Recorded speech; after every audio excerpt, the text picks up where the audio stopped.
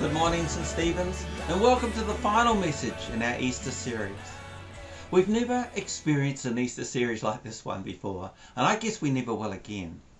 And I hope you have been deeply blessed, for the message of Easter is the old story that is forever new. Today we're going to end our Easter series with one of the most beautiful stories of forgiveness and reconciliation that you will find anywhere. The story starts off with Peter behaving in a way that's very common among those who were once in strong fellowship with the Lord, but then they blew it. If you want to follow in your Bibles, please turn now to John's Gospel, chapter 21. Afterward, Jesus appeared again to his disciples by the Sea of Galilee. It happened this way.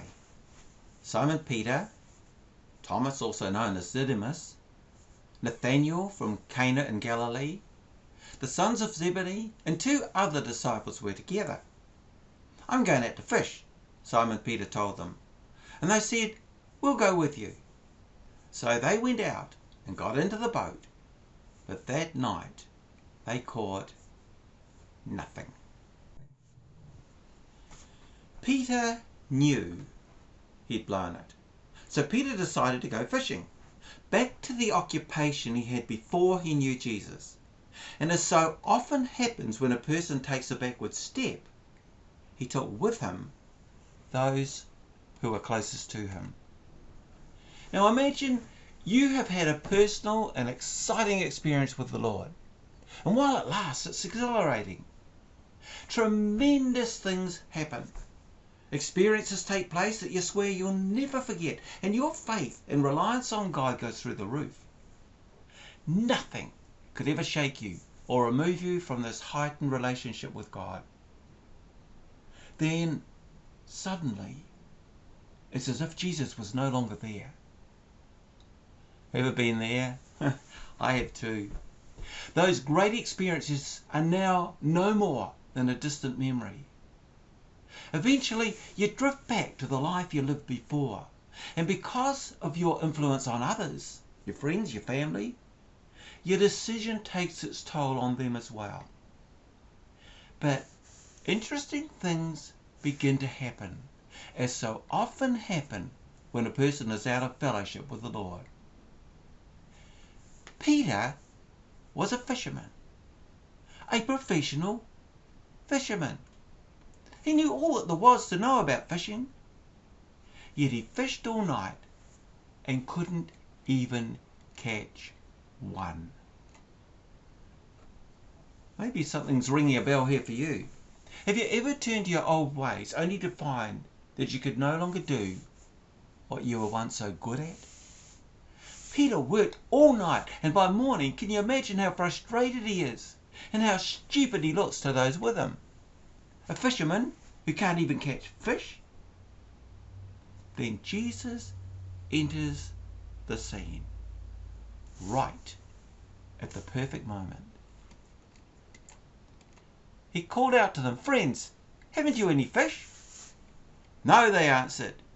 "Throw your net on the right side of the boat and you'll find some." When they did, they were unable to haul the net in because of the large number of fish. Then the disciples whom Jesus loved said to Peter, "It's the Lord." Peter jumped out of the boat and swam ahead. The other disciples followed in the boat, towing the net full of fish, for they were not far from shore, about 100 yards. When they landed, they saw a fire of burning coals there, with fish on it and some bread.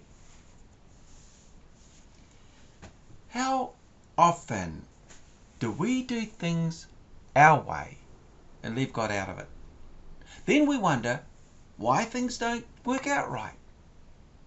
If only we could see that Jesus is there ready to gently enter our situation too.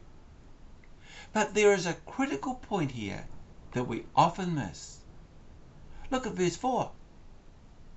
Just as day was breaking, Jesus stood on the shore, yet the disciples did not know that it was Jesus. They didn't realize it was Jesus. Wouldn't you think, after living with him constantly for 3 years, they would have recognised him? After all, he was close enough to shout instructions that they could hear. Time and time again, Jesus gently speaks to us, calling us back. But because we're so wrapped up in our own little world, defiantly living out our rebellion, we don't recognise that it is him when he speaks to us.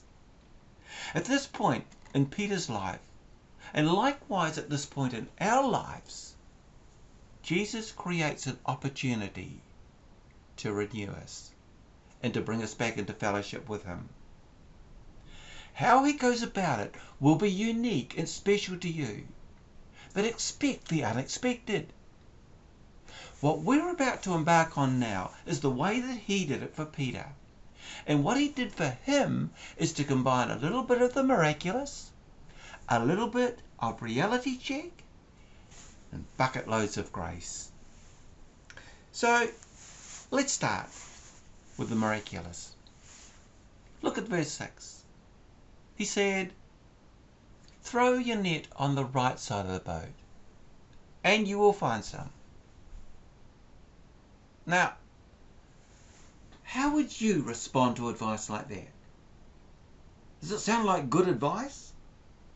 Of course not. It makes no sense. If they couldn't catch anything on the left side of the boat, what difference would the right side make? Didn't make any sense to the guys in the boat either. But they did it. If they hadn't and had just dismissed it, they would never have known it was the Lord. It is critical that we get this. God calls us to do things too. But if we limit what he calls us to do only to things that fit into our logic, then we will miss the miracles he has prepared for us. For God does not have to fit into your or my box. If he can't work outside of our logic, then he's not God at all. But let's finish verse 6. When they did, they were unable to haul in the net because of the large number of fish. Oh boy, just think of the thrill that those guys experienced the moment they realised the catch in their nets was bigger than anything they'd ever experienced before. They were euphoric. But you and I will never have full nets as long as we keep God at arm's length. Wonder how often we just let Jesus go by without even knowing it was him. And we puddle along in our defeated lives, never experiencing the triumphs that we read that the others in the Bible did. Like this one today. Have you ever wondered about that? But Jesus hadn't finished with the spectacular yet, and I reckon he really enjoyed this next bit and had a bit of fun with them. Jesus said to them, "Bring some of the fish you've just caught." So Simon Peter climbed back in the boat and dragged the net ashore. It was full of large fish, 153, but even with so many the net was not torn. Jesus said to them, "Come and have breakfast." None of the disciples dared ask him, "Who are you?" They knew it was the Lord. Jesus came, took the bread and gave it to them, and did the same with the fish. This was now the third time Jesus appeared to his disciples after he was raised from the dead. They laboured all night, then following his instructions caught so many fish their nets were breaking. And when they landed on the shore, breakfast was cooked and waiting ready for them to eat. And guess what was there for breakfast? Fish. You can bet that was not lost on the guys who fished all night and caught none. Jesus can even do the things that we are best at better than we can. Peter was out of fellowship with the Lord, and he was a very broken man. So as they finished what they were eating, Jesus moved beside Peter. Jesus knew the hurt that was going on inside Peter, and the time had come for him to renew him and forgive him. Jesus renewed Peter in 3 ways. Firstly, he renewed his relationship with God. When they'd finished eating, Jesus said to Simon Peter, "Simon, son of John, do you love me more than these?" "Yes, Lord," he said, "you know that I love you." Jesus said, "Feed my lambs." Again Jesus said, "Simon, son of John, do you love me?" He answered, "Yes, Lord, you know that I love you." Jesus said, "Take care of my sheep." The 3rd time he said to him, "Simon, son of John, do you love me?" Peter was hurt because Jesus asked him the 3rd time, "Do you love me?" He said, "Lord, you know all things. You know that I love you." Jesus said, "Feed my sheep." I just wonder how I would have spoken to Peter if I'd been in that position.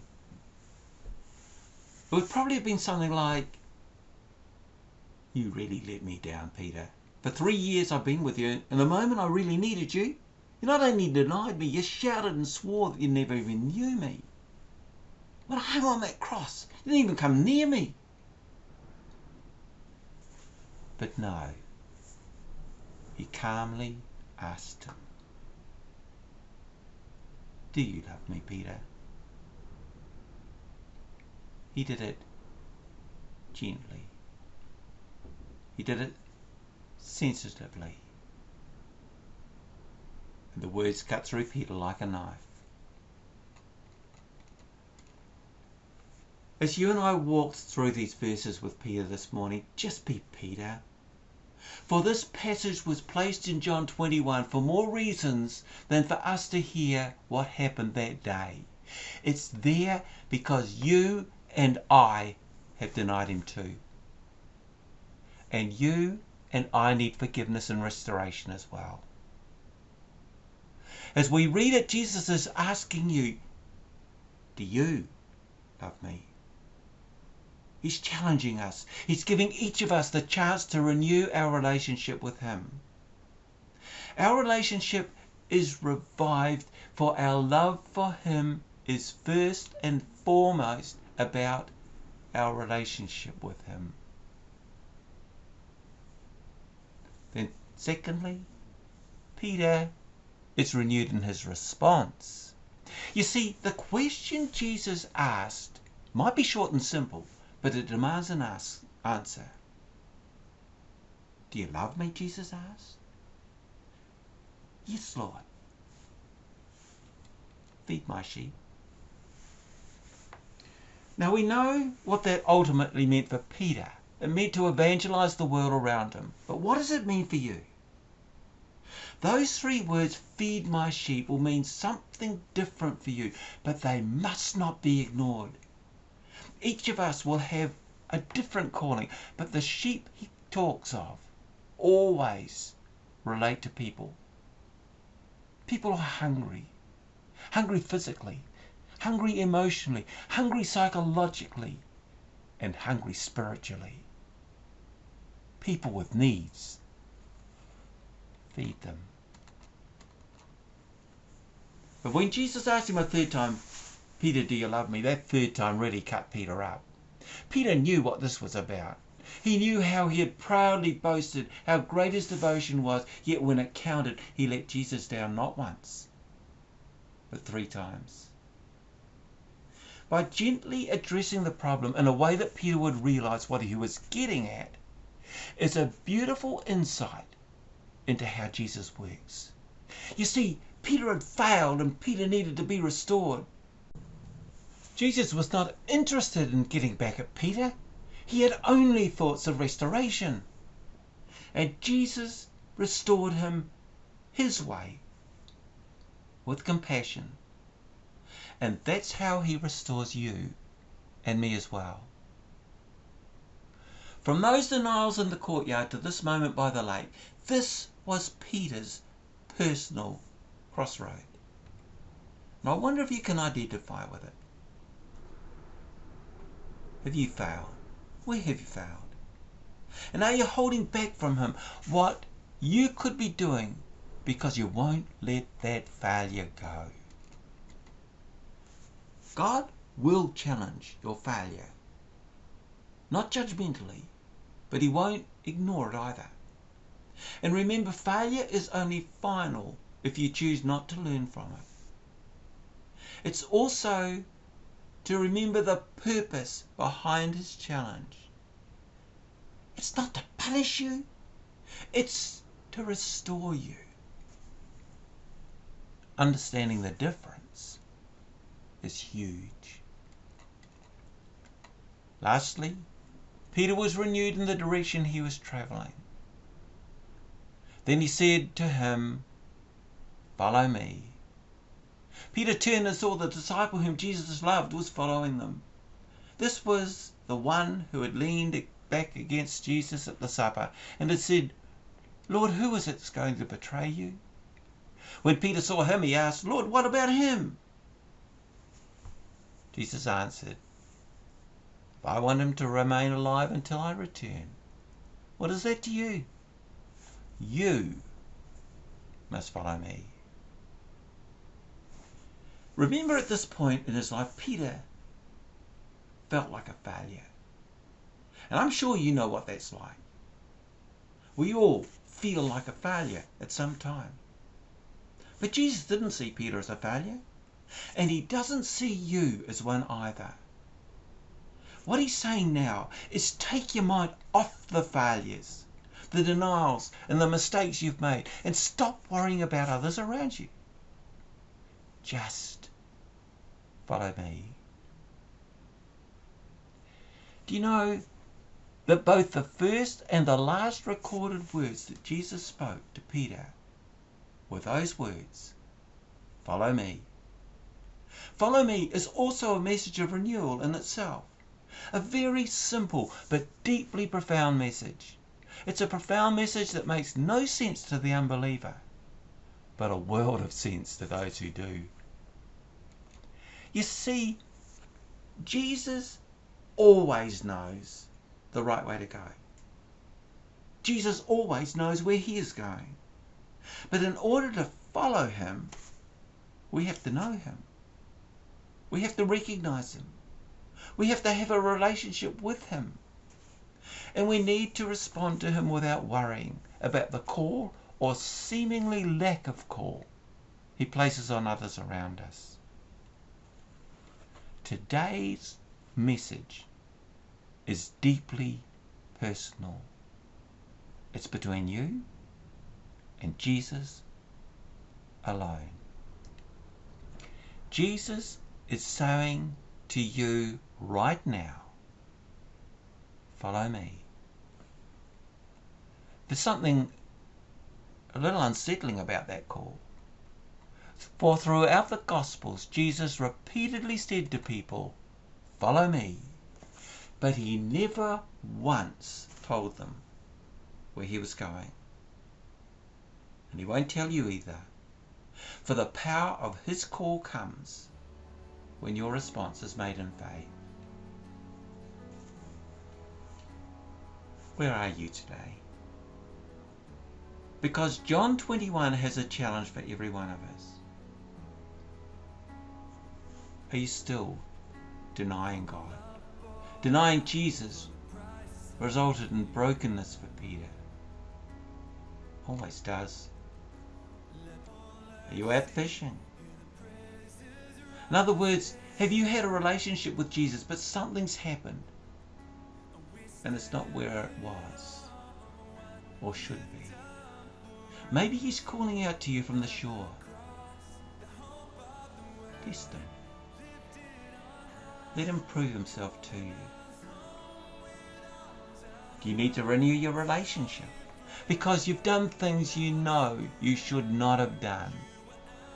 You need to make a choice. Your relationship with Jesus cannot drift. It either moves forward or it slides backwards. Do you need to respond to his requests? You know you're not feeding his sheep. You know you're not responding to the needs of others. Do you need to respond to his call? Follow me. You see, somewhere in this passage there's a challenge for you. There's one for each of us. I'm no exception. I've been challenged too. Peter began in chapter 21 as a follower who was out of fellowship with the Lord.